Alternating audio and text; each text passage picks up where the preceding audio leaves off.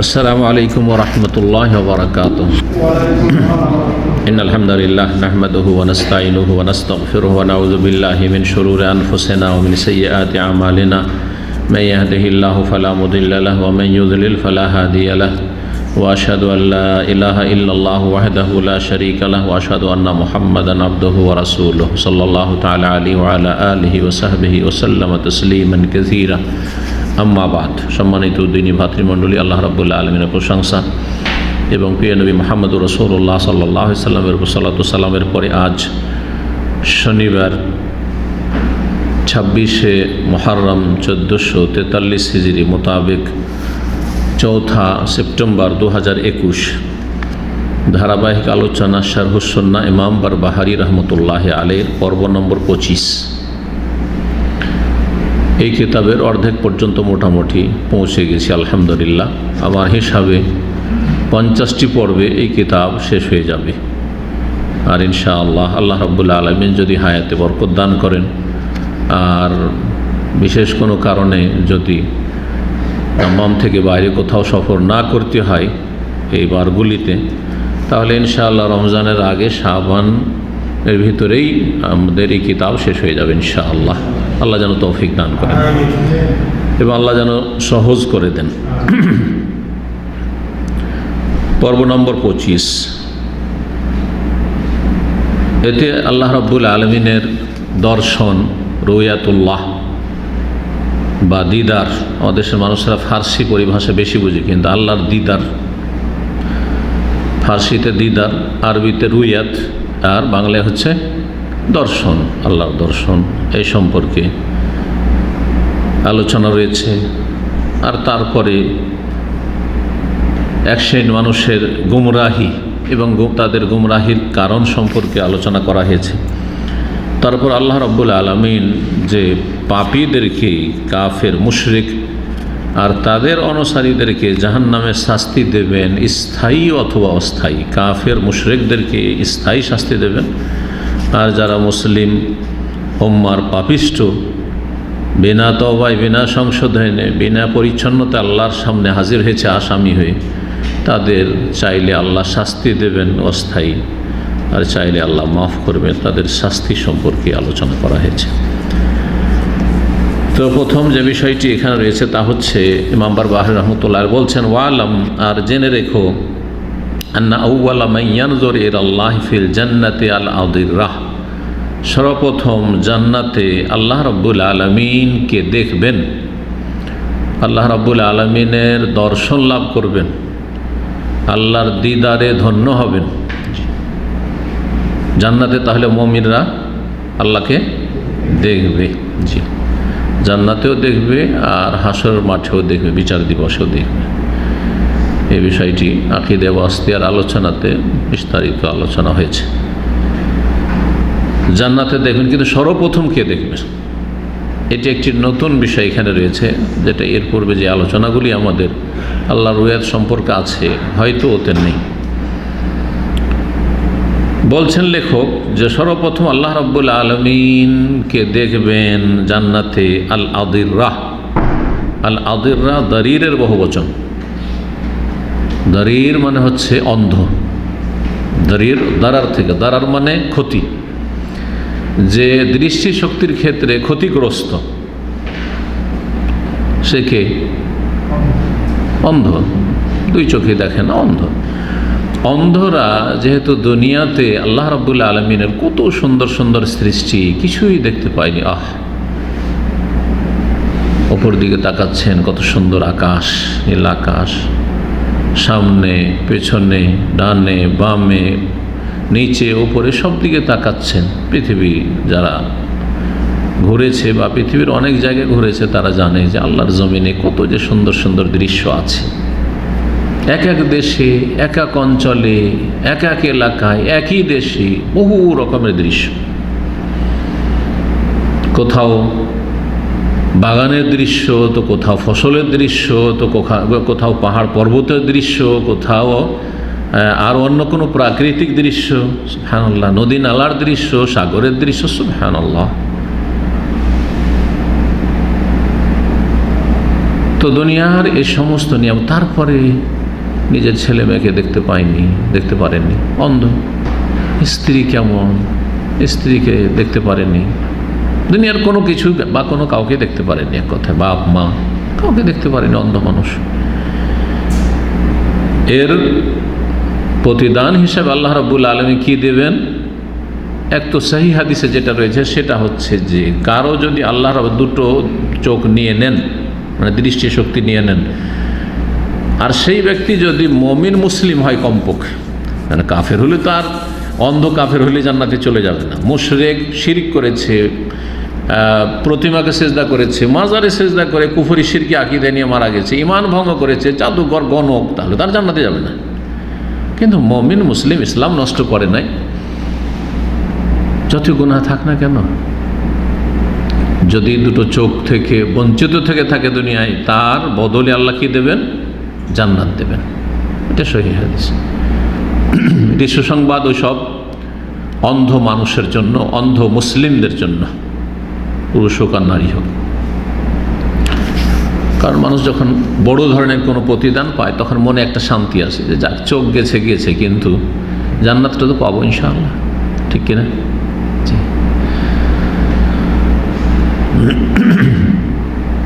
এটি সহিহ হাদিস যেটা বললাম, অন্ধ ব্যক্তি জান্নাত পাবে ইনশাআল্লাহ তার বিনিময়ে।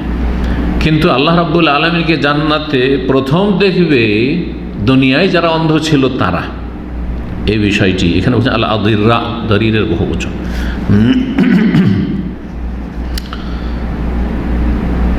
সুম্মার রেজাল, তারপরে পুরুষরা দেখবে, সুম্মান নেসা, তারপরে মহিলারা দেখবে, বে আয়নে রউসহিম, তাদের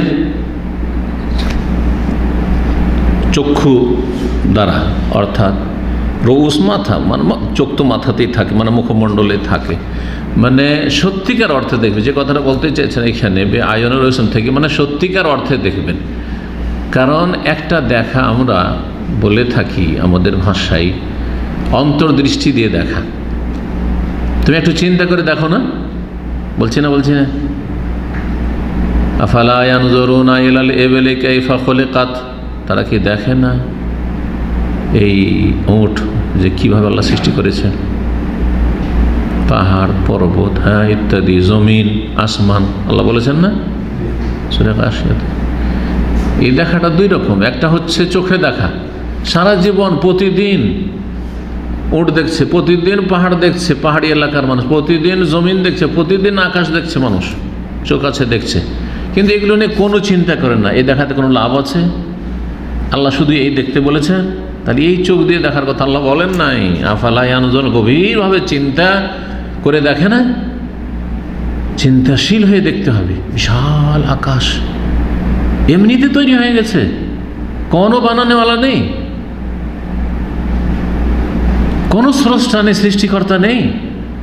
এত বোকা নাস্তিক, অথচ এই বোতলটাও না, এই বোতলের ঢাকনাটা সম্পর্কে যদি আমি বলি নাস্তিকদের মতো, তাই না, যে এই বোতলের ঢাকনাটা এমনিতে তৈরি হয়ে গেছে, প্রাকৃতিকভাবে তৈরি হয়ে গেছে, এ কোনো কারখানাতে তৈরি হয়নি,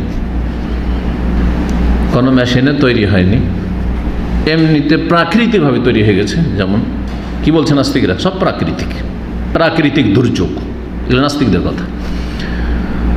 আর তারপরে প্রাকৃতিকভাবে তৈরি হয়ে এখানে টেবিলে চলে এসছে, আর এইভাবে এই বোতলে সেট হয়ে গেছে। কেউ এখানে বোতলটা রাখেও নি, কেউ বোতলে ঢাকনা লাগায়ও নি। যদি বলি তো আমাকে কি বলবেন? মস্তিষ্ক বিকৃত, পাগল হয়ে গেছে। আপনাদের ওস্তাদ হইলেও পাগল বলবেন না? আর না হলে আমাদেরকে নিয়ে কি করছে? রসিকতা করছে, মজাক করছে।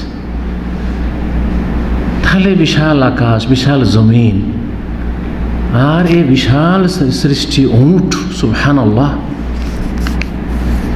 কত শক্তিশালী পশু।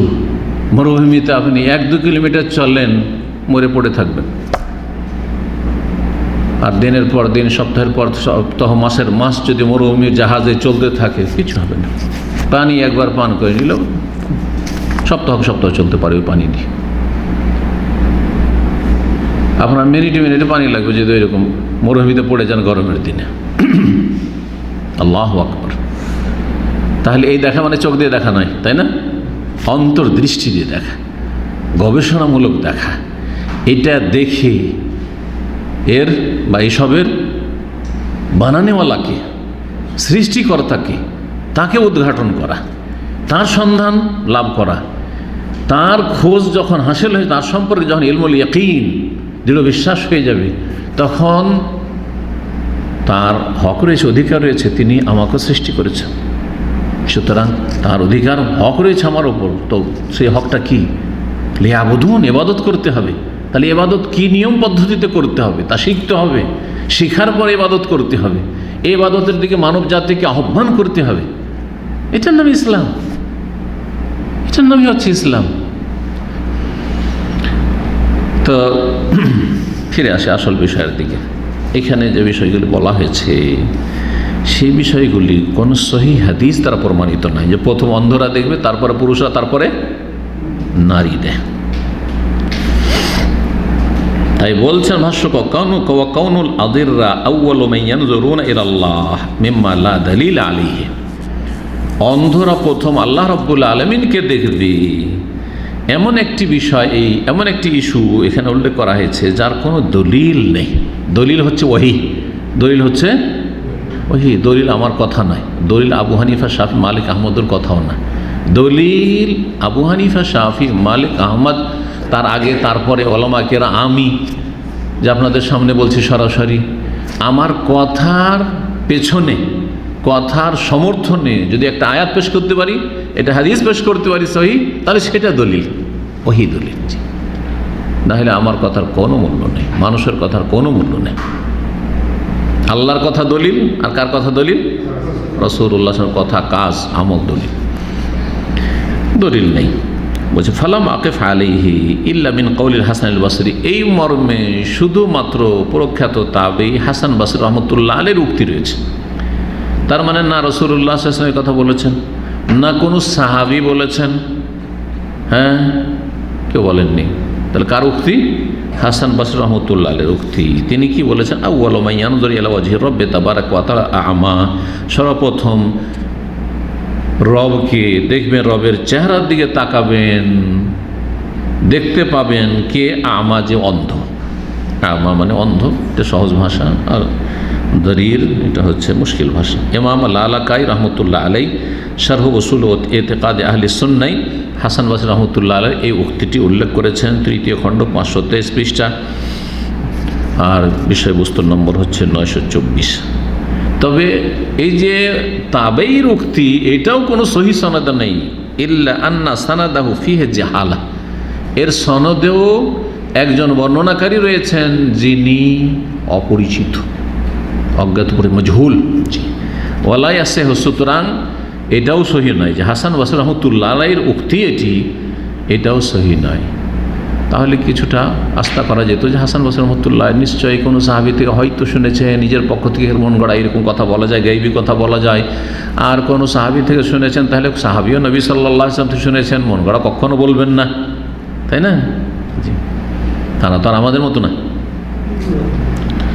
আল্লাহু আ'লাম। তাহলে বিষয়টা হয়ে গেল। হ্যাঁ, তবে আল্লাহকে দেখবেন, সবাই দেখবেন। কে আগে দেখবেন? মর্যাদার দিক দিয়ে যদি দেখা যায়, আম্বিয়া রাসূলগণ দেখবেন। জি, নবী সাল্লাল্লাহু আলাইহি সাল্লামের যে হাদিসগুলি রয়েছে রুয়াতুল্লাহ, আল্লাহর দর্শন সম্পর্কে, তার একটি হাদিস, কামা কালা রাসূল, যেমন রাসূল বলেছেন, সাতারাউনা রাব্বাকুম, তোমরা তোমাদের প্রতিপালককে দেখবে, কামা তারাউনাল কামার, যেমন তোমরা চাঁদকে দেখে থাকো, লাইলাতুল বদরে, পূর্ণিমার রাতে। পূর্ণিমার রাত, ছোট চিকন চাঁদকে দেখতে অসুবিধা হয়। প্রথম দিনে, দ্বিতীয় দিনের চাঁদ অনেক সময় আমি দেখছি, আপনি দেখতে পান না, হ্যাঁ ঠিক কিনা? কিন্তু পূর্ণিমার চাঁদ সারা দুনিয়া আপন আপন জায়গা থেকে, কোনো জায়গায় সময় ভিড় হয়েছে দেখতে গিয়ে, কখন ভিড় হবে না? সারা পৃথিবী একসাথে যদি চাঁদ দেখে তবুও ভিড় হবে না, আপন আপন জায়গাতে সবাই দেখছে। আল্লাহ, তাই বলছেন কামা তারাউনাল কামার, যেমন তোমরা চাঁদকে দেখে থাকো, লাইলাতুল বদর, পূর্ণিমার রাতে, লা তুদাম্মুনা ফি রুয়াতিহি, এই পূর্ণিমার চাঁদকে দেখতে গিয়ে তোমরা কখনো সেখানে ধাক্কাধাক্কি ভিড় করো না। কোনো ভিড় হয় না সেখানে। অন্য রিওয়ায়াতে রয়েছে লা তুদারুনা ফি রুয়াতিহি, সেই পূর্ণিমা রাতে চাঁদ দেখতে গিয়ে তোমরা কেউ কাউরে ক্ষতি করে ফেলো না। মানুষ যখন ভিড় করে তখন কি হয়, এক অন্যের ক্ষতি করে ফেলে। ভিড়ে দেখেছেন হয়তো এরকম দৃশ্য আজকাল সোশ্যাল মিডিয়াতে খুব দেখছেন, কোন একটা শুধু ফর্ম নেওয়ার জন্য এমন ধাক্কা ধাক্কি যে পায়ের তলায় অনেক নর নারীকে, পুরুষ মহিলাদেরকে কি করে পিষ্ট করে দিল, ও পড়ে শেষ, হাসপাতাল পৌঁছে গেল।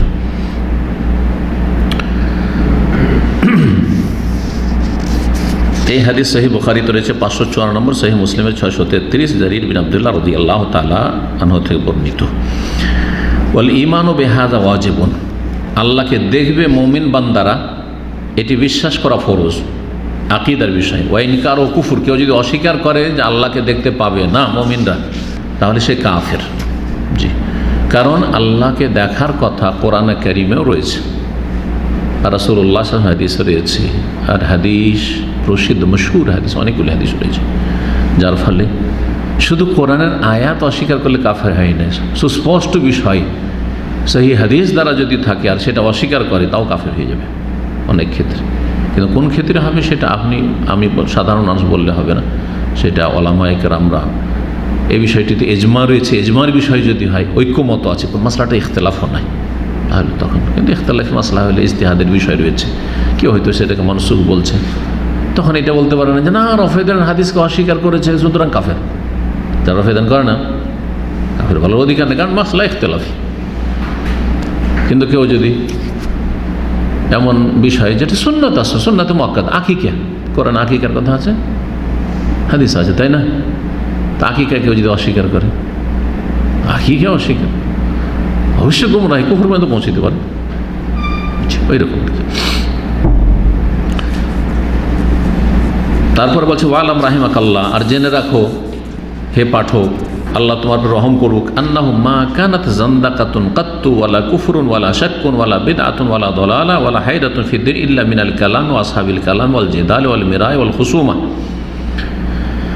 বলছে যত বিধর্মীতে এসেছে আর যত কুফরি আর দিন ইসলামের ক্ষেত্রে সংশয়, বেদাত, গুমরাহি, ভ্রষ্টতা, বিভ্রান্তি এসেছে, এই সমস্ত এসেছে কি কারণে?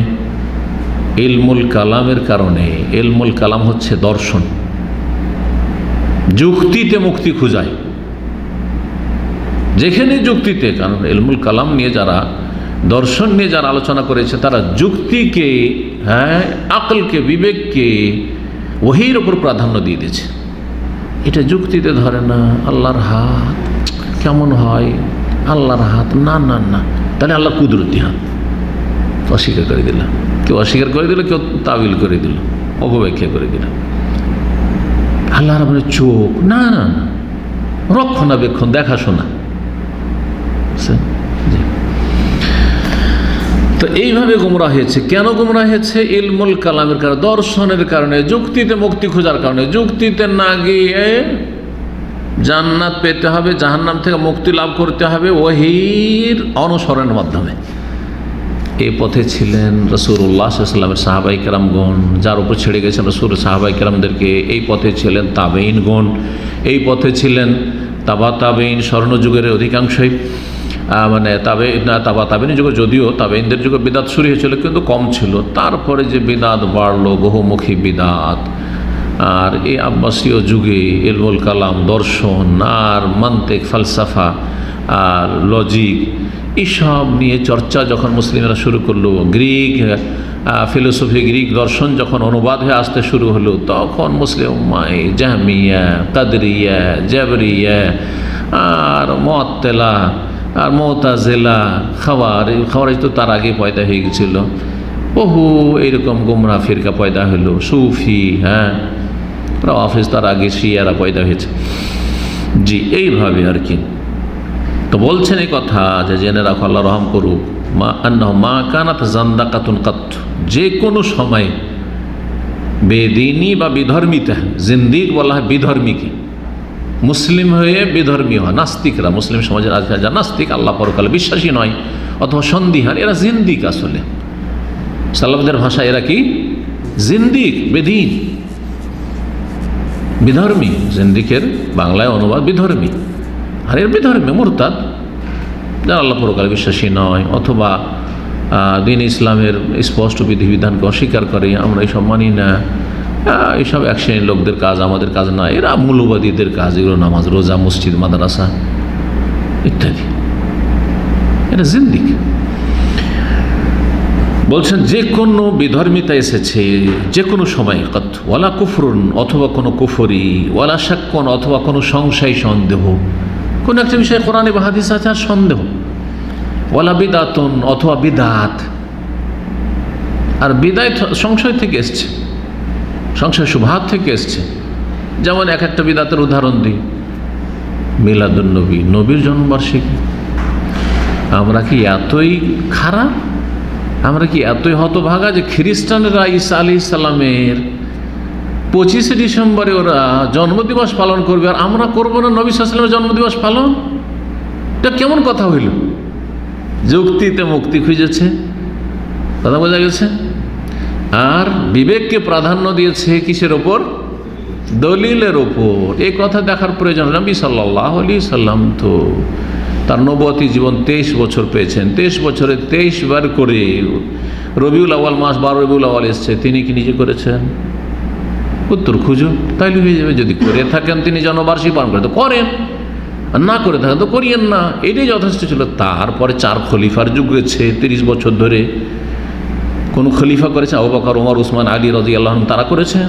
তারপরে সাহাবায়ে 110 হিজরি পর্যন্ত থাকলেন, তারা কেউ করেছেন, তাবেঈনরা কেউ করেছেন, আরে হাসান বসরি করেছেন, মোহাম্মদ বিন সিরিন করেছেন, সাইদ বিন মুসাইয়িব করেছেন, কোন সাহাবী না কোন তাবেঈ করেছেন? এমনকি আবু হানিফা, শাফি, মালিক, আহমদ 4 ইমাম। তোমরা যে হানাফি নিজেদেরকে বলছো মিলাদি, তা আবু হানিফা মিলাদ করেছেন, নবীর জন্মবার্ষিকী পালন করেছে 12 রবিউল আউয়ালে। প্রমাণ দেখাও, ফিকার কিতাব হেদায়ে বেকায়েত কোথাও দেখাও না। দলিলে নাজাত খুঁজে না, মুক্তি খুঁজে না, যুক্তিতে মুক্তি খুঁজেছে। আর একটা যুক্তি কি? সারা বছর কত নাফরমানি করলাম, কত গুনাহ করলাম, নবীর কথা খেয়ালই আসলো না, তো সারা বছর গেল, তো নবী সাল্লাল্লাহু আলাইহি ওয়াসাল্লামের জন্মদিনটা তো নবীকে স্মরণ করব না? একটা দিন তো কমপক্ষে স্মরণ করি নবীকে। আউযুবিল্লাহ, শয়তান কিভাবে বিদাতীদেরকে নিয়ে খেলা করেছে। সংশয়, এগুলো সংশয়। এই সংশয় দূর করেছে কোরআন সুন্নাহর আলেম ওলামারা, যে আসলে তোমার এইসব যুক্তি চলবে না, আগে দলিল দেখতে হবে, দলিল কি বলছে। আগে দেখতো আদর্শ, রাসূলুল্লাহ তোমার জন্য আদর্শ, উসওয়াতুন হাসানাহ, তারপরে সাহাবায়ে কেরাম আদর্শ, তাবেঈন আদর্শ, তাবেঈন স্বর্ণযুগ আদর্শ, খায়রুল কুরুন। জি, তারপর কি আদর্শ না? তারপরে তুমি যাকে আদর্শ বলছো, যার মজহাবের অন্ধ তাকলীদ করছো, হানাফি, শাফি, মালিক, আবু হানিফা, শাফি, মালিক, আহমদের দোহাই দিচ্ছ, তারাকে দেখো, যদিও তারা দলিল নয়, তারপরও দেখো, তাও নেই, তারপর গায়ের জোরে করবে। কথা বুঝছেন? যুক্তিতে মুক্তি খুঁজতে গিয়ে গুমরাহ হয়েছে। জি, ওয়ালা জালালাতুন অথবা যে কোনো গুমরাহি, ওয়ালা হায়রাতুন ফিদ্দিন অথবা দিনের ক্ষেত্রে যে কোনো রকমের বিভ্রান্তি। হাইরা বা হীরা মানে হচ্ছে বিব্রত হওয়া, বিভ্রান্তি, বহু বিভ্রান্তি, কত রকম বিভ্রান্তি। কোরআনে কারীমে 2-3টা আয়াত পড়ে নিল, যে আয়াতগুলিতে শুধু লড়াইয়ের কথা আছে, বদর, ওহদ, ওই রকম পরিস্থিতিতে লড়াইয়ের কথা কোরআনে কারীমে আছে। হ্যাঁ, কাফের নেতাদেরকে মারো, কোরআনে নেই? আছে। কিন্তু যে কোনো কাফের নেতাকে মারতে বলা হয়েছে না? যেই কাফের নেতা মারছে অথবা মারাচ্ছে পেছন থেকে, ও হারবি, তাহলে হারবিদের ক্ষেত্রে শুধু যে আপনাদেরকে বাঁচতে দিতে চাই না তাকে মারেন, কিন্তু নিরীহ মানুষ আপনার সাথে কাজ করে, আপনার দেশে বাস করে, হ্যাঁ, সে মানুষ, সে জিম্মি হতে পারে, সে মুস্তামান হতে পারে, হ্যাঁ, সুতরাং তার বেঁচে থাকার অধিকার আছে। যে আপনাকে বাঁচার অধিকার দিচ্ছেন না, তার বাঁচার অধিকার নেই, তখন তাকে মারো, তার ক্ষেত্রে ওই আয়াতগুলি। কিন্তু জঙ্গিরা ওই 2-3টা আয়াত নিয়ে এই রে, আলেম ওলামারা আজকাল ভোগবিলাসী হয়ে গেছে, আমাদের ফতোয়াবাজি, এরা দুনিয়াদার হয়ে গেছে, পয়সার পিছনে ছুটেছে, এরা জিহাদের কথা বলে না। আউযুবিল্লাহি মিনাশ শাইতানির রাজিম। জাহেল, মূর্খ। এই যে হাইরাতুন ফিদ্দিন, দিনের ক্ষেত্রে বিভ্রান্ত হয়ে যাওয়া। দুটো আয়াত পড়ে মনে করলো যে এত পণ্ডিত হয়েছি, ব্যাস।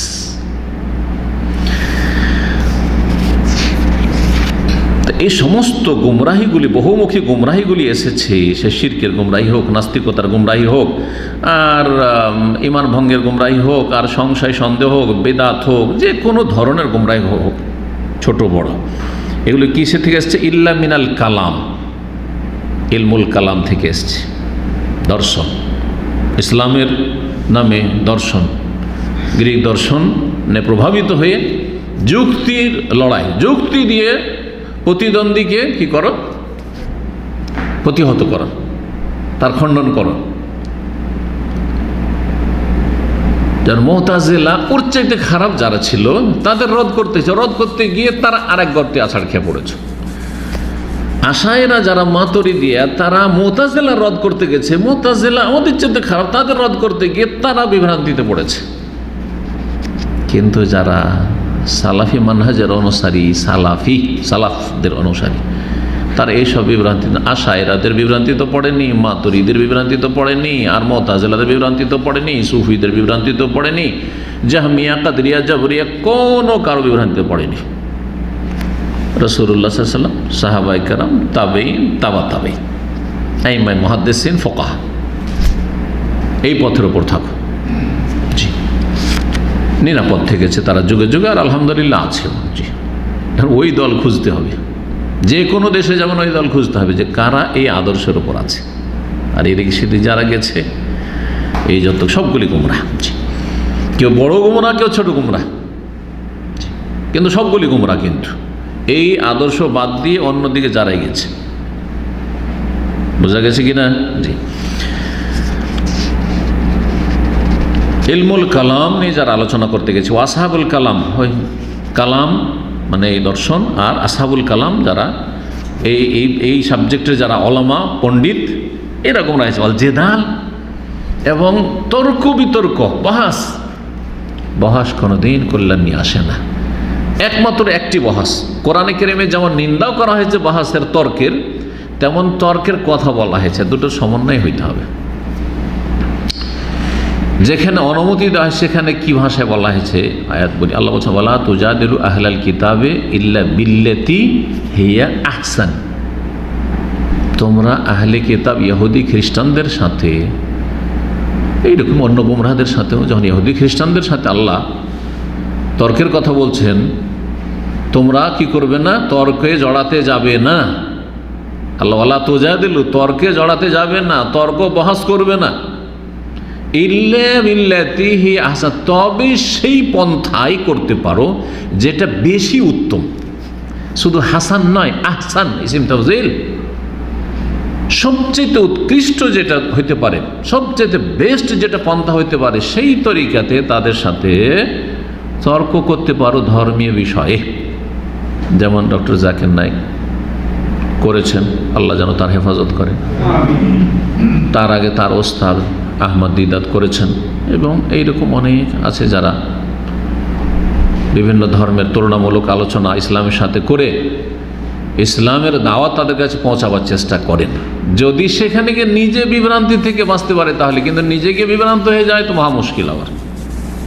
কারণ অনেকে গর্তের কাছাকাছি গেলে নিজে গর্তে পড়ে যায়, বুঝতে পেরেছেন কি না? ওটাতেও সাবধান, নিজেকে বাঁচিয়ে।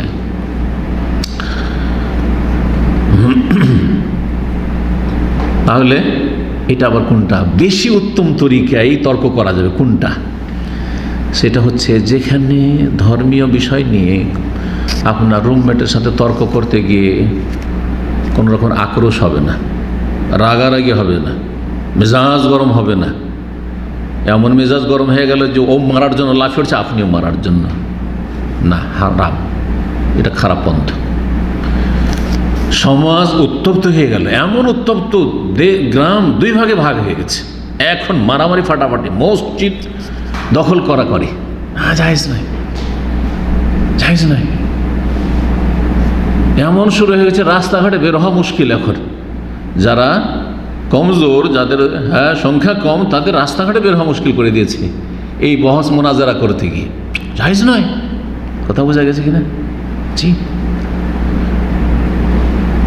মসজিদের আক্রমণ হইতে লেগেছে, মাদ্রাসার আক্রমণ হইতে লেগেছে। কিসের জন্য? আপনার খামাখাই তর্ক জড়াইতে গেছেন, এটা এড়িয়ে চলতে হতো। আপনি কমজোর হয়ে আছেন বা আপনার দল কমজোর হয়ে আছে, সুতরাং আপনি সেখানে মক্কি জীবনের মতো কাজ করবেন। মক্কি জীবনের নবী সাল্লাল্লাহু আলাইহি ওয়াসাল্লামের চোখের সামনে কি মারেননি সাহাবায়ে কেরামদেরকে কাফেররা? সুমাইয়া রাদিয়াল্লাহু তাআলা আনহা শহীদ হচ্ছে, তার স্বামী ইয়াসের শহীদ হচ্ছে, চোখের সামনে বেলালকে শাস্তি দেওয়া হচ্ছে, আম্মারকে শাস্তি দেওয়া হচ্ছে, আরও সোহাইবকে শাস্তি দেওয়া হচ্ছে। আল্লাহু আকবার। কিছু বলতে পারছেন? কিছুই বলতে পারছেন না। মদিনায় কি এরকম ছেড়ে দিতেন? তাহলে অবস্থা বুঝে ব্যবস্থা করতে হবে। এই আপনি কোথায় আছেন এটা দেখার বিষয় নেই। সৌদি আরবে যেভাবে আলোচনা করছে সেইভাবে আলোচনা করতে হবে আপনাকে। আপনার গ্রামে যেখানে আপনি একাই অথবা আপনার 10 জন, তারা হচ্ছে শত শত বিদাতপন্থী, নাকি? মোটেই না। উত্তম পন্থা, সবচেয়ে উত্তম পন্থা বা উত্তম পন্থা কোনটি? সেটি এই যারা তর্কবিদ তাদের ভাষায় মোনাজারা, মজাদালা নয়, মোকাবারা নয়, অহংকার প্রদর্শন নয়, এবং নিজেরটাকে মানিয়ে নেব আর ওরটাকে ডাউন করবই করবো, এনি হাউ, যেভাবে হোক না কেন, এগুলো হারাম। মোনাজারা আবার কোনটা? মোনাজারা হচ্ছে দুইজনেই দৃষ্টি রেখেছে হকের ওপর। হক কোনটা বুঝতে পারে না, দুইজনে যদি বুঝে নিত যে হক কোনটা, তাহলে তো তর্ক হতো না। আমি যেটাকে হক বলছি সেটাকে আপনারা যদি হক বলেন, তাহলে তর্ক হবে? তর্ক হবে? আপনারা বলছেন যে তাবিজ করা জায়েজ নয়, আমি বলছি তাবিজ করা জায়েজ না, কোনো তর্ক হবে? কিন্তু যদি আমি বলি তাবিজ করা জায়েজ না শিরক, আর আপনারা বলছেন না তাবিজ করা যাবে, কোরআনের তাবিজ করা যাবে, তাহলে এখন দ্বিমত হলো। তাহলে কি করতে হবে? যদি ঝগড়ার ভয় থাকে তাহলে তর্কে যেতে হবে না। কিন্তু আপনাদের উদ্দেশ্য হচ্ছে, বা আর একজন আপনাদের মধ্যে আলেম আছে যে তাবিজপন্থী, তার উদ্দেশ্য হচ্ছে যে আচ্ছা বিষয়টা স্পষ্ট হোক, হ্যাঁ আমিও আয়াত হাদিসগুলো বোঝার চেষ্টা করি এই বিষয়ে কিছু আছে কিনা, আর ঠিক আছে আপনি বুঝান, আমিও আমার কথা পেশ করছি অন্তর খুলে, খোলা অন্তর নিয়ে। দুইজনের উদ্দেশ্য হচ্ছে আল ওসুল ও ইলাল হক, হক সত্য পর্যন্ত পৌঁছা, এর নাম মোনাজারা। এটা করেছেন সালাফদের মধ্যে বা আইম্মায়ে কেরামদের মধ্যে করেছেন। ইমাম মুহাম্মদ রাহিমাহুল্লাহ, ইমাম আবু হানিফা রাহিমাহুল্লাহর বাম হাত, ডান হাত আবু ইউসুফের, বাম হাত হচ্ছে ইমাম মুহাম্মদ। ইরাকি সা, বড় সায়ে ফেতরা দিতেন আর আদসা দিতেন, কারণ ইরাকি সা যেটা হানাফিরা করে থাকে 2 সেরের মতো দিয়ে থাকে, আর ওদের কাছে 1 সা হচ্ছে 4 সের। মদিনা আসলে ইমাম মালিক রাহিমাহুল্লাহ মদিনার সা দিয়েছেন, নবী সাল্লাল্লাহু আলাইহি ওয়াসাল্লামের সা, মদিনার সা। ইমাম মুহাম্মদ রাহিমাহুল্লাহ বলছেন এটা কেমন কথা, আপনারা 1 সা দিচ্ছেন, তাতে আবার 2.5-3 কিলো, এটা কেমন? আর আমরা তো ওইখানে 4 সের আর আধা সা, আবার 4 সের হলে তো বেশি লেগে যায়। কারণ হানাফিরা কি করেছে, ওটাকে 1 সাকে আধা সা করে দিয়েছে, বুঝতে পারছেন না? জি। তো ইমাম মালিক রাহিমাহুল্লাহ বলছেন আচ্ছা তোমাকে যদি নবী সাল্লাল্লাহু আলাইহি ওয়াসাল্লামের সা দেখিয়ে দিই যেটা দিয়ে তিনি ফেতরা দিয়েছেন, আর ওইটা পরম্পরা আমার কাছে পৌঁছেছে। কেন? ইমাম মালিক রাহিমাহুল্লাহ হচ্ছে মদিনার ইমাম, মদিনার সবচেয়ে বড় আলেম তার জামানায়, এবং তার ওস্তাদরা হচ্ছেন তাবেঈন। বলছে হ্যাঁ দেখিয়ে দিলে মেনে নেব। দেখেন উদ্দেশ্য ইমাম মুহাম্মদের হচ্ছে আল ওসুল আল হক, সত্য কথা মেনে নেওয়া, দেখিয়ে দিলে মেনে নেব। ঘরে ঢুকলেন আর নিয়ে এসে বলে হাজা সাউ রাসূলুল্লাহ, এটা হচ্ছে রাসূলুল্লাহ সাল্লাল্লাহু আলাইহি ওয়াসাল্লামের কাঠা, এই কাঠাতে মাফ করে দিতেন, এই পাত্রে মাফ করে দিতেন, এই পাত্রটাই হচ্ছে সা কিন্তু কাঠা, কোনো দাঁড়িপাল্লার ওজন নাই, কিন্তু অনেকে বুঝেন না। বুঝতে পারলেন? ইমাম মুহাম্মদ রাহিমাহুল্লাহ মদিনা থেকে ফিরে গেলেন ইরাকে, আর ওস্তাদের মসলাক যেটা ছিল যে ওই 4 সেরের ইরাকি সা, আর সেটা আদসা দিত, ওইখান থেকে ফিরে গেলেন। বলছেন না নবী সাল্লাল্লাহু আলাইহি ওয়াসাল্লামের সা আমি মদিনায় দেখে এলাম, তাহলে আমি ওস্তাদের ফতোয়া কেন নেবো? আগে ওস্তাদ না, আগে রাসূলুল্লাহ সাল্লাল্লাহু আলাইহি ওয়াসাল্লাম। এইভাবে বুঝলেই তো হইল। এটা হচ্ছে কি, এটার নাম মোনাজেরা। তো মোনাজেরা দুজনে কোনো রেশারেশি হবে না। ভাই আপনি আমাকে বোঝাবার চেষ্টা করেন, আমি আপনাকে বোঝাবার চেষ্টা করি, আপনি আপনার দলিল যা আছে পেশ করেন, আমি আমার দলিল পেশ করছি, আর দুজনের উদ্দেশ্য আমাদের সৎ, যেটা হক মেনে নেব, অসুবিধা নেই, নমনীয় দুইজনে, তাহলে ঠিক আছে। কিন্তু আগে থেকে লাঠি সোটা নিয়ে রেডি রেখেছে নিজের দলবলকে শয়তানরা। আর উদ্দেশ্য হচ্ছে যে যে কোনোভাবে মানিয়ে নেব, আর না মানলে পিঠে মানাবো। 4টা দলিল দিয়ে না পারলে 5 নম্বরের দলিল দিয়ে মানিয়ে নেব। জানেন 5 নম্বরের দলিল আমি এর আগের আলোচনা করতে বলেছি, জানা আছে? ইসলামের দলিল হচ্ছে 4টা দিয়ে পারে না বিদআতপন্থীরা, বাতিলপন্থীরা কখনো 4টা দিয়ে পারবে না। কোরআন, হাদিস, কিতাবুল্লাহ, সুন্নাত রাসূলুল্লাহ, ইজমা উম্মাত, কিয়াস, এই 4টা দিয়ে পারবে না। তখন কি 5 নম্বর হচ্ছে আসা, লাঠি ছোটা। বুঝতে পারছেন?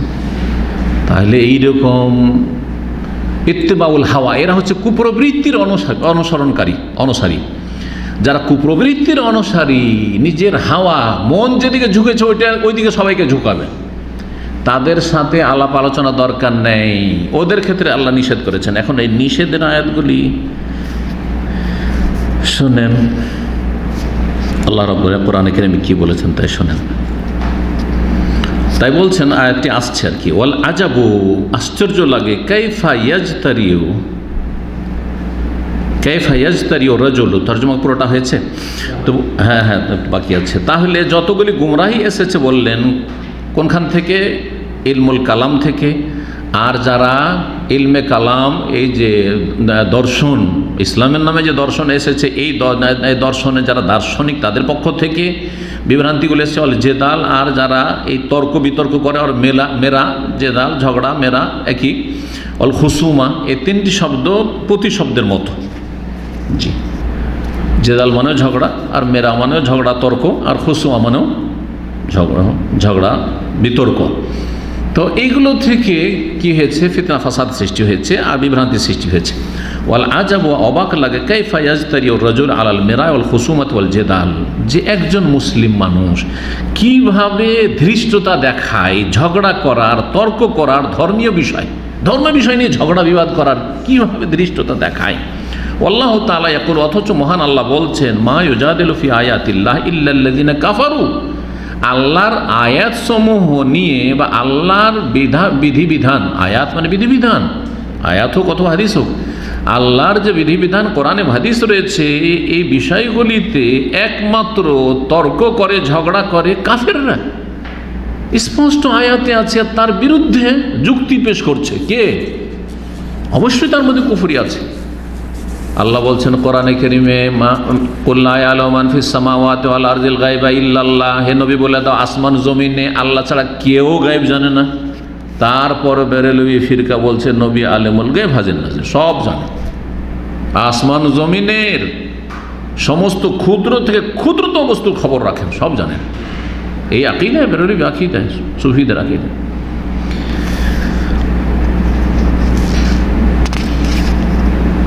তো এই আয়াত তাহলে কি করা হয়েছে? কঠোরভাবে নিন্দা করা হয়েছে যে কাফেরদের চরিত্র হচ্ছে ধর্মীয় বিষয় নিয়ে কি করা?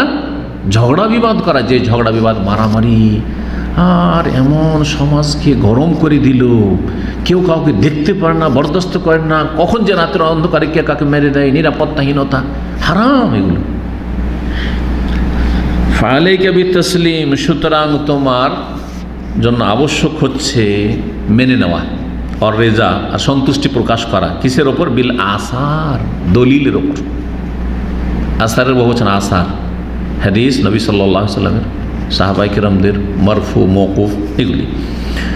ও আহলুল আসার, যার আহলুল আসার, আহলুল আসার মানে আহলুল হাদিস, মুহাদ্দিসিন, হ্যাঁ, হাদিসের যারা পণ্ডিত, হাদিসের যারা দলিল পেশ করে তাদের অনুসরণ করো।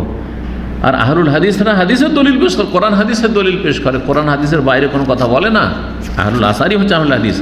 ওয়াল কাফে ওয়াস সুকুত, এবং যে বিষয়গুলি বুঝে আসে না, বোধগম্য নয়, সে বিষয়ে থেমে যাওয়া এবং নীরব হয়ে যাওয়া।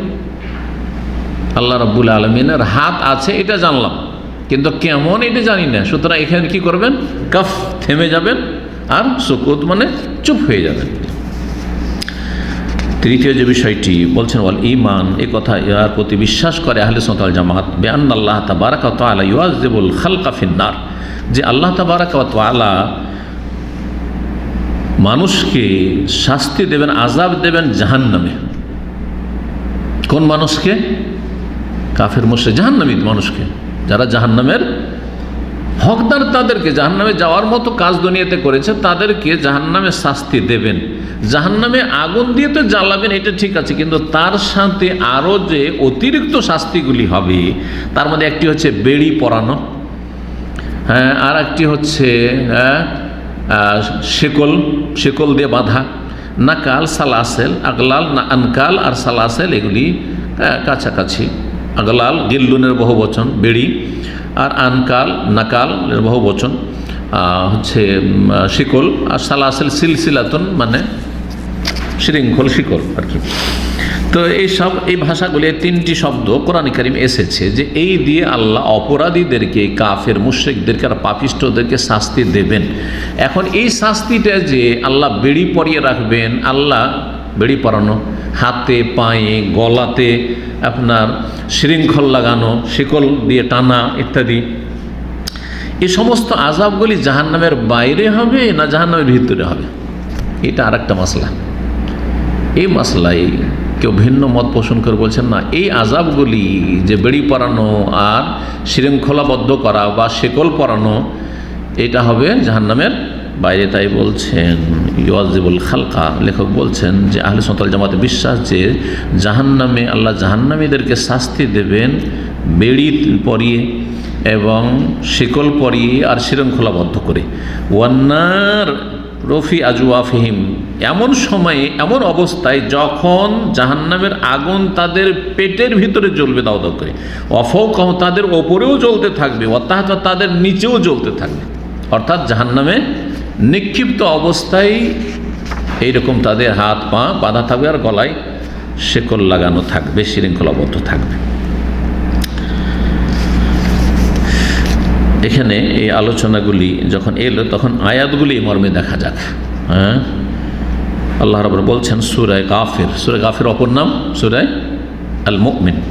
সূরা গাফির আয়াত 71-72 বলছে এজিল আগলালু ফি আনাকিহিম, স্মরণ করো যখন বেড়ি পরানো হবে তাদের গলায়, অনকের যেমন আনান, ও সালাসিল ইউসাবুন, আর শেকল দিয়ে তাদেরকে টেনে হেঁচড়ে নিয়ে যাওয়া হবে। ফিল হামিমে, কোথায়? জাহান্নামের বাইরে। ফিল হামিমে, হ্যাঁ, হামিম মানে হচ্ছে গরম উত্তপ্ত আগুনে। সুম্মা ফিন্নার ইউসজারুন, অতঃপর তাদেরকে জাহান্নামে কি করা হবে? জ্বালানো হবে, জাহান্নামে তাদেরকে প্রজ্বলিত করা হবে।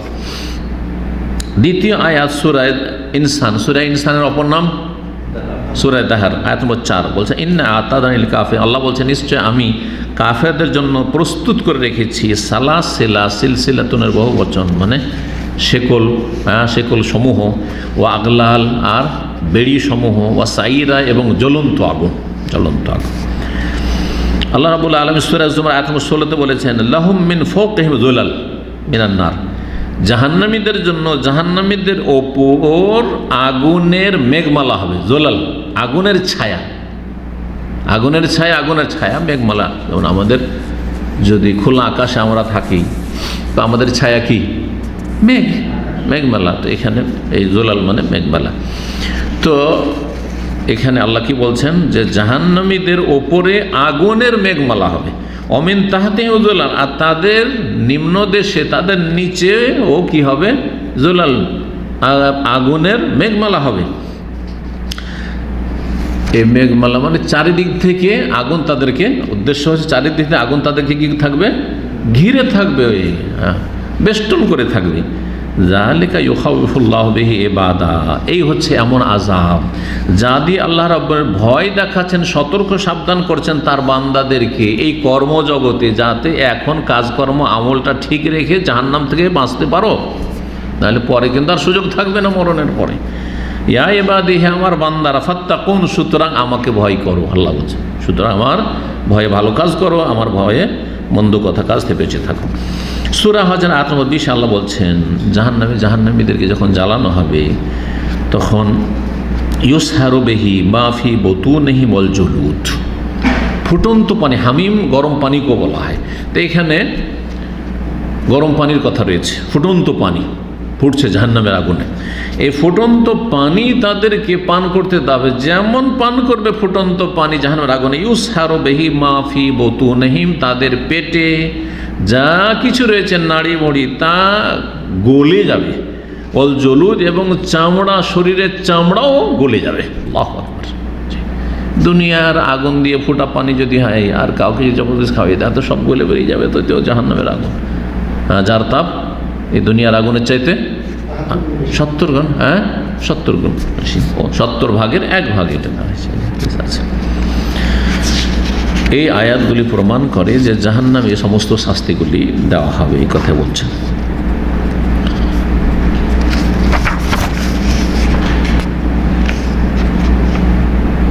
ধর্মীয় বিষয়ে যদি হক পথে থাকেন তবুও কখনো তর্কে জড়াতে যাবেন না, এটা একটা গুরুত্বপূর্ণ বিষয়। এই বিষয়ে একটি হাদিস রয়েছে, হাদিসটা বলা ভালো হবে। রাসূলুল্লাহ সাল্লাল্লাহু আলাইহি ওয়াসাল্লাম হাদিস শোনান আবু দাউদের 4800 নম্বর হাদিস, আবু ওমর রাদিয়াল্লাহু তাআলা বর্ণিত, আর তিরমিজিতে রয়েছে 1993 নম্বর, ইবনে মাজার 51 নম্বর, আনাস রাদিয়াল্লাহু তাআলা থেকে বর্ণিত রয়েছে ইবনে মাজাহ।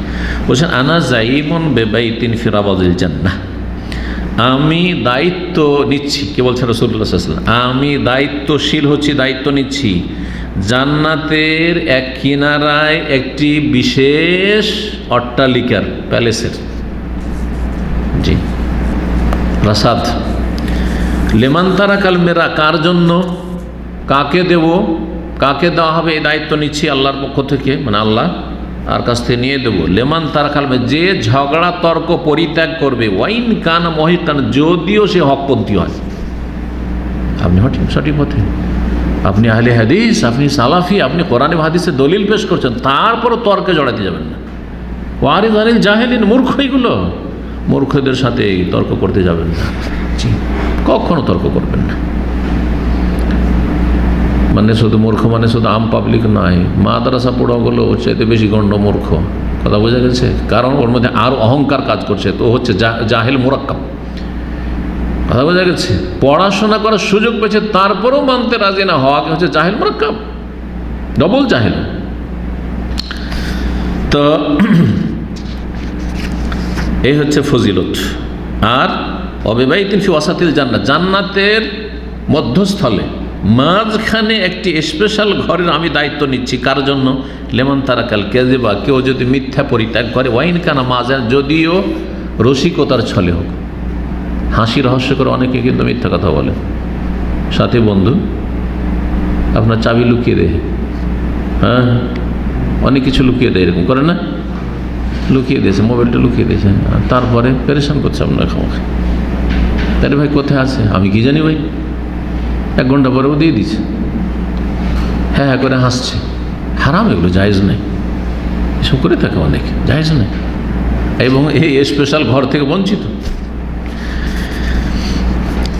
অবিবাহিতিন ফি আলাল জান্নাহ, আর এমন একটি স্পেশাল ঘরের, স্পেশাল প্রাসাদের আমি দায়িত্ব নিচ্ছি জান্নাতের একবারে ওপর ভাগে, লেমান হাসনা খুলুকুহু, বা লেমান হাসানা খুলুকাহু। হাসনা বললে খুলুকুহু ফাইল হবে, যে যার চরিত্র ভালো হবে, আর লেমান হাসানা খুলুকাহু, যে নিজের চরিত্রকে সুন্দর করবে, চরিত্রবানকে তাহলে আল্লাহ রাব্বুল আলামিন সবচেয়ে উচ্চ স্থানে রাখবেন জান্নাতে। এই হাদিস দ্বারা কি বোঝা গেল? এখানকার যে বিষয়টি সেটা হচ্ছে তর্ক বিতর্ককে যথাসাধ্য এড়িয়ে চলবেন, কারণ তর্ক কোনোদিন কল্যাণ বয়ে নিয়ে আসে না। হ্যাঁ, সালাফদের যুগে আসত, এরকম অন্তরের মানুষ আজকাল পাবেন, আলেম সমাজও পাবেন না। আত্ম অহংকার এত বেশি। মদিনার পড়া সম্পর্কে, আরে মদিনায় কি পড়া হয়, আমার দেশের যাদেরকে এক শ্রেণীর সহিহ আকীদা বলা হয় তারা এখানে মন্তব্য করে থাকে, মদিনায় কি পড়া হয়, তো বলুগুলো মারাম পড়ায়, মদিনায় কি পড়া হয়, ওই তো কয়টা বাছাই করে হাদিস পড়া হয়। এই জন্য একজন ভালো মাদানী আলেম জবাব দিয়েছিলেন যে মদিনার একটা হাদিস যে পড়ানো হয়, ধরো একটাই হাদিস যদি পড়ানো হয়, যেভাবে পড়ানো হয় তোমরা জীবনেও কোনো দিন এভাবে পড়ো নাই। কালা কালা রাসূলুল্লাহ সাল্লাল্লাহু আলাইহি ওয়াসাল্লাম, বাস এবারত পড়ে নিল, আল্লাহ আল্লাহ চল, আল্লাহ চল। খুব বেশি তর্জমা করে দিতে অনেক বড় খেদমত করে দিয়েছে। 40 বছর ধরে বুখারী পড়িয়েছে, প্রথম 3 মাস তর্জমা করে, হ্যাঁ আর 2-1 কথা মাঝে মধ্যে বলল, আর তারপরে দ্বিতীয় 3 মাসে মাঝে মধ্যে 2-1 তর্জমা করলো হয়তো, বেশিরভাগই করে না। আর শেষ যে আর কয়েক মাস থাকে রমজান আসতে, কারণ রমজানে বছর শেষ হয়, তো ওতে শুধু পড়তে এবার পড়তে হয়, কারণ খতমে বুখারী করতে হবে, খতম করতে হবে, ব্যাস খতম করো। এই পড়া দেওয়ার কত বড় আলেম তৈরি হবে। অনেকে তো রাগ করবেন, কিন্তু আসলে হক কথাই। এই কথা কেন বললেন যে আল্লাহ রাব্বুল আলামিন জাহান্নামের ভিতরেই, জাহান্নামীরা জ্বলতেও থাকবে আর তাদেরকে শিকল দ্বারা, বেড়ি দ্বারা, এইসব দ্বারা শাস্তি দেবেন, এটা কেন বললেন? কারণ বলছে যে জাহামিয়াদের একজন ছিল হিশাম আল ফৌতি। বলছে যা লেখা, এই আলোচনা এই জন্য করলেন আমরা ভারী, বলছেন আন্নাল জাহামিয়াতা মিনহুম হিশাম আল ফৌতি। এই জাহামিয়াদের মধ্যেকার বিশেষ করে একজন হিশাম ফুতি নামক এক লোক ছিল। এই হচ্ছে মুতাজিলাদের একজন শেখ, মুতাজিলাদের একজন মুরব্বী ছিল। লাহু আতবা, তার বেশ কিছু ভক্ত অনুসারী ছিল, যাদেরকে বলা হয় সাম্মুন আল হাসামিয়া, হাসামিয়া বলা হইত। সিয়ার আলামিন নওয়ালা 10 নম্বর খণ্ড 547 পৃষ্ঠায় রয়েছে। লিসানুল মিজান 6ষ্ঠ খণ্ড ইবনে হাজার রহমতুল্লাহ আলাইহির 195 পৃষ্ঠায়। সিয়ার আলামিন নওয়ালা হচ্ছে ইমাম যাহাবী রহমতুল্লাহ আলাইহি। তো এতে কি রয়েছে তার উক্তি, বলছে কালা, এই লোক বলেছে মুতাজিলি, ইন্নামা ইউআযযিবু ইনদান নারে, আল্লাহ রাব্বুল আলামিন জাহান্নামীদেরকে জাহান্নামের কাছে, জাহান্নামের নিকটবর্তী স্থানে এসে গোল বেড়ি পরাবেন, জাহান্নামের ভিতরে নয়, আগুনের ভিতরে নয়। রাদ্দুন আলাল্লাহি ওয়া আলা রাসূলিহি, এর উক্তিটি হচ্ছে আল্লাহ এবং তার রাসূল সাল্লাল্লাহু আলাইহি ওয়াসাল্লামের কথাকে খণ্ডন করা, বা রাদ্দান, কোন এতে নুসখাতে রয়েছে রাদ্দান আলাল্লাহি ওয়া আলা রাসূলিহি, আল্লাহ এবং তার রাসূল সাল্লাল্লাহু আলাইহি ওয়াসাল্লামের কথার খণ্ডন বা প্রত্যাখ্যান। তার এই উদ্দেশ্য, এই মুতাজিলির উদ্দেশ্য যে এইরকম ধরনের কথা বলেছে যেটা বিভ্রান্তিকর। আল্লাহ রাব্বুল আলামিন জাহান্নামের ভিতরে শিকল পরাবেন, জাহান্নামের আগেও পরাইতে পারেন হাসরের মাঠে, কিন্তু জাহান্নামের ভিতরে পরাবেন। জাহান্নামের ভিতরে তারা এইরকমভাবে কষ্ট পেতে থাকবে, আজাব, এদিকে আগুনের আজাব, তারপরে শেকলের আজাব, বেড়ির আজাব, মানসিক আজাব, শারীরিক আজাব, সব রকমের আজাব থাকবে। এখানে আজকের আলোচনা শেষ করছি। আল্লাহ রাব্বুল যেন আমাদের দিনের কথা কবুল করেন এবং আল্লাহ রাব্বুল সমস্ত রকমের বিভ্রান্তি থেকে আমাদেরকে বাঁচিয়ে রাখেন, সমস্ত ফিতনা থেকে আল্লাহ হেফাজতে রাখেন, আর সমস্ত জালেমের অনিষ্ট থেকে আল্লাহ যেন হেফাজতে রাখেন। সাল্লাল্লাহু আলাইহি ওয়া সাল্লাম আলা নবিয়িনা মুহাম্মদ ওয়া আলা আলিহি ওয়া সাহবিহি আজমাইন।